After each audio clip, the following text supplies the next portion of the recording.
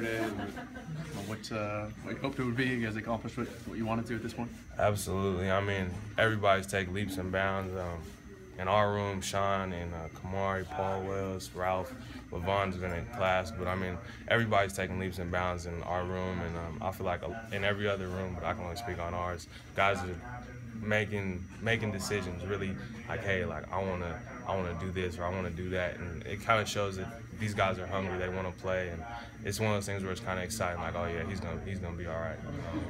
What's your mindset been, being an established guy, 1,300 yards your first 2 seasons? I mean, how do you keep challenging yourself to get better? It's one thing talking to Coach Lafonifa about is that he wants you to be more just dominant in practice out here every day. It's just mid-April, but it seemed like today you got a few extra carries. It seemed important to you to obviously kind of make the most of those. Absolutely. I mean, stats is always like a very biased thing. But always want to do better. I don't think those numbers are good enough for me personally. But just one of those things where I think I can get better in all aspects of my game. I'm not by no means at the peak or anything of that. I think I got a lot more room to grow personally, and it's just one of those things where I'm excited for myself, but don't ever just like get complacent. That's what I think personally. Where does that start in the winter? I guess you give yourself a couple weeks off after the season ends. I mean, where do you start to kind of break down your game, get better? Obviously, get in the weight room, trying to get bigger, faster, stronger, as everyone says. But how do you kind of approach it, kind of going into next fall? Like, hey, this is what I need to do. Obviously, past bro, just being a smaller guy. I've said that a few times.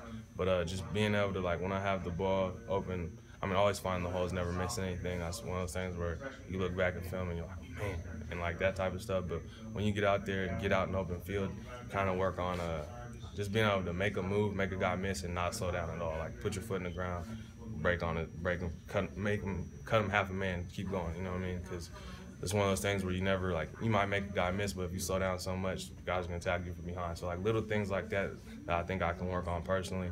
And just like whenever you get tackled, you look at rewind and like, what could I have done different whenever that happens. So. You mentioned Sean McGrew, Kamari Pleasant, Husky fans. I think you're ready to get to know those guys in the next couple of years. What are some of the flashes you've seen out of them so far? Obviously, Sean's a real quick guy, smaller guy, kind of like just a little lightning bolt, just gone. Like, oh, how did he get out of there? Just squeezing through holes. And Kamari is just as quick, which people don't really see as much. He's got longer legs and bigger build. But he's a quick, shifty guy too. He almost looks like he's a running back, obviously, but some of the cuts he makes, he looks like a receiver. So it's one of those impressive things where it's like, okay, I see you. And I feel like those two guys are gonna be real nice for Husky football in a couple of years.